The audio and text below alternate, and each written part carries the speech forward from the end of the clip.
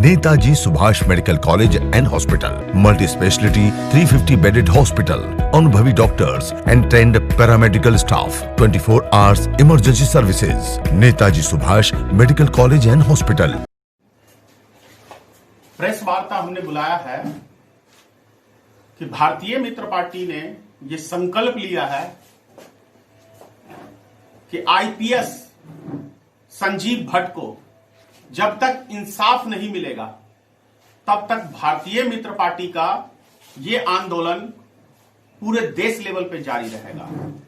कल हमने महामहिम राष्ट्रपति जी को इस बात के लिए लेटर लिखा है और जैसे ही वहां से जवाब आता है, मुझे वैसे उम्मीद है पूरी कि महामहिम राष्ट्रपति उनके साथ इंसाफ करेंगे और उनकी सजा को माफ करेंगे और उनको पदभार वापसी देंगे, क्योंकि माननीय प्रधानमंत्री देश नहीं चला रहे हैं।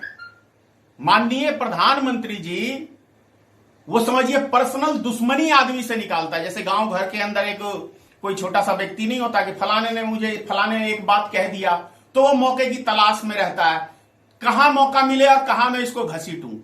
तो यह इस तरह की राजनीतिक हमारे देश के अंदर अभी चल रही है कि जब मौका मिले भारतीय जनता पार्टी को उसको घसीट दिया जाए। जैसे आप लोग को मैं आज जानकारी दे दूं कि मैंने पुतला फूका था, आप सबको याद होगा 5 अप्रैल था शायद, 5 अप्रैल को जो पुतला फूका था मोमबत्ती और दिया जलाने के लिए जब मोदी जी ने कहा था और रात्रि 9 बजे, और मैंने मोदी जी का पुतला फूका था, उसके अगले ही दिन भारत सरकार ने सीबीआई को जांच मतलब बिठा दिया मेरे ऊपर कि आप इनकी गलती को पकड़िए और जहां गलती मिले इसको अंदर करिए।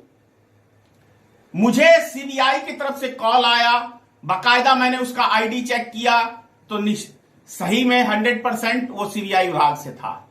लेकिन उसने कहा कि आपकी हमने 300 वीडियो चेक करा है और 300 वीडियो में हमें कुछ नहीं मिला, लेकिन एक मंच के ऊपर आप आजादी का नारा लगा रहे हैं। मैंने कहा बिल्कुल गलत बात है, आप दोबारा उस वीडियो को देखिए।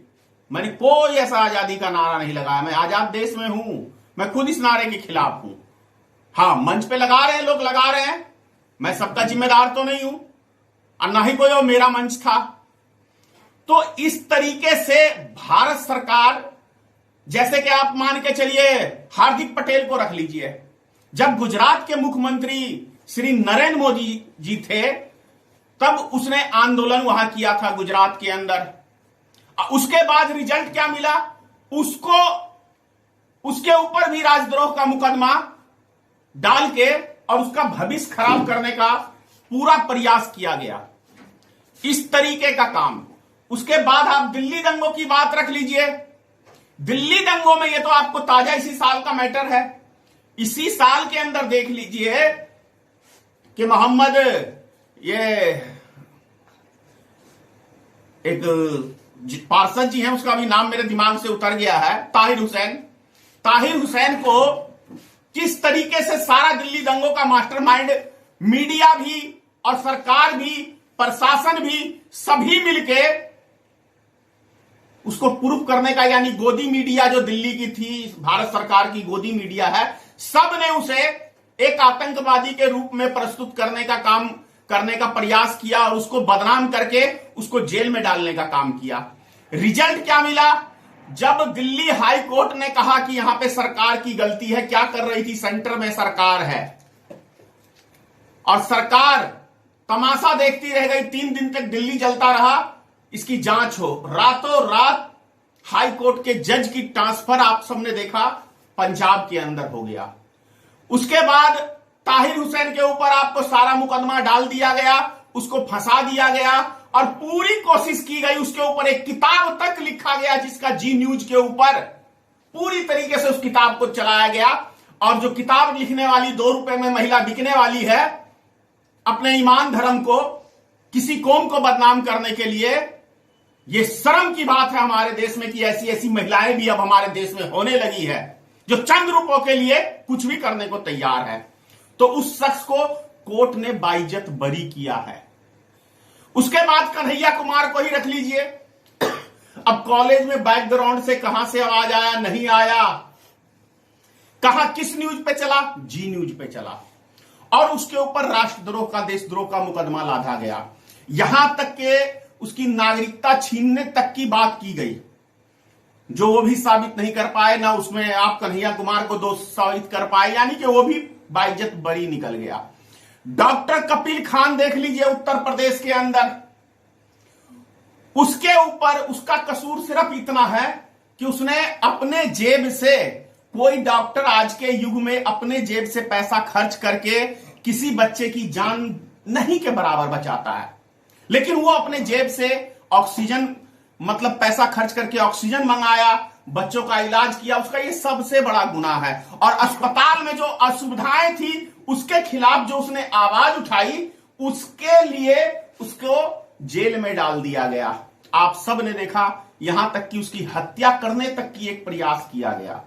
उसी तरीके से 2002 के अंदर जो गुजरात में दंगे हुए थे, उस दंगे के अंदर 1000 से ज्यादा आदमियों को जिंदा जलाया गया था। उसकी जांच यही आईपीएस संजीव भट्ट कर रहे थे, जिस टाइम में इनको, ये गुजरात के मुख्यमंत्री थे, इनको बहुत तकलीफ था इस आईपीएस से।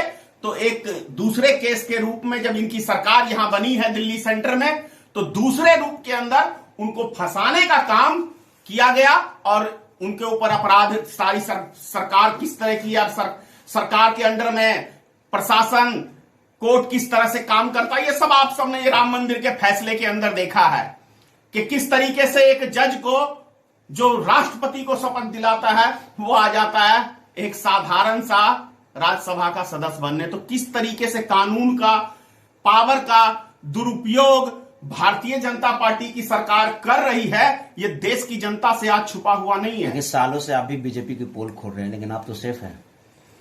अभी मैंने आपको कहा ना कि मेरे पीछे 300 वीडियो मेरा चेक किया गया है। मेरा कोई ऐसा निकाल नहीं पाए, कहीं कुछ जोड़ नहीं पाए, इसलिए हूं। सरकार है, पावर है, कभी मिसयूज कर सकता है। अगर आज वो मोदी जी कह देगा धनेश्वर महतो को उठा के डाल दोगे तो क्या कर लूंगा, जब होगी जब। तो ये सब चीजें हैं। सरकार ने पावर दिखाया है अभी तक देश की जनता को कि आपकी कमाई हुई संपत्ति भी आपकी नहीं है। उदाहरण लेना चाहते हैं, नोटबंदी हुआ, भारत सरकार क्या लिखता है नोट के ऊपर, रिजर्व बैंक क्या लिखता है कि 1 रुपए के नोट के ऊपर की मैं गारंटी देता हूं कि ये मैं इसका आपको देने का वो हूं हकदार। तो क्या आपका जो 500,000 का नोट था, तो मोदी जी जब 8 बजे रात्रि को आए थे, तो आपकी खून पसीने की कमाई जो आपने जमा की थी, उसको क्या कहा था, आज रात्रि 12 बजे से 500 और 1000 के नोट वैध नहीं रहेंगे, अवैध हो जाएंगे, कागज का रद्दी का टुकड़ा हो जाएगा। आप सबको ये भाषा याद होगी। उसके बाद 2 महीने आप अपने ही पैसे के लिए, 1-1 रुपए के लिए तरस गए कि नहीं तरस गए। और जब से भारतीय जनता पार्टी की सरकार बनी है, तब से अब तक 3 बारी ऐसा चांस आ गया है। पिछले 70 सालों में क्या कभी ऐसा हुआ कि आपको कभी बैंक गए हो पैसा नहीं मिला हो, एटीएम गए हो पैसा नहीं मिला हो। एटीएम में तो खैर पैसा खत्म हो जाता तो अगले दिन डल जाता है, लेकिन कभी ऐसा हुआ कि महीने भर 2-2 महीने आपको पैसा ही ना दिया हो बैंक ने। अब बैंक का दिवालिया निकल गया है, LIC को बेच दिया गया है।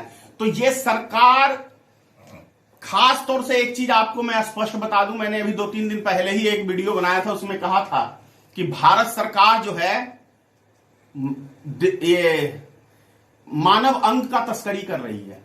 उसका कल एक वीडियो भी वायरल हुआ है, अस्पतालों में कैसे आदमी का किडनी निकाला जा रहा है, कैसे दिल निकाला जा रहा है, कैसे आंख निकाली जा रही है। तो सरकार कर क्या रही है?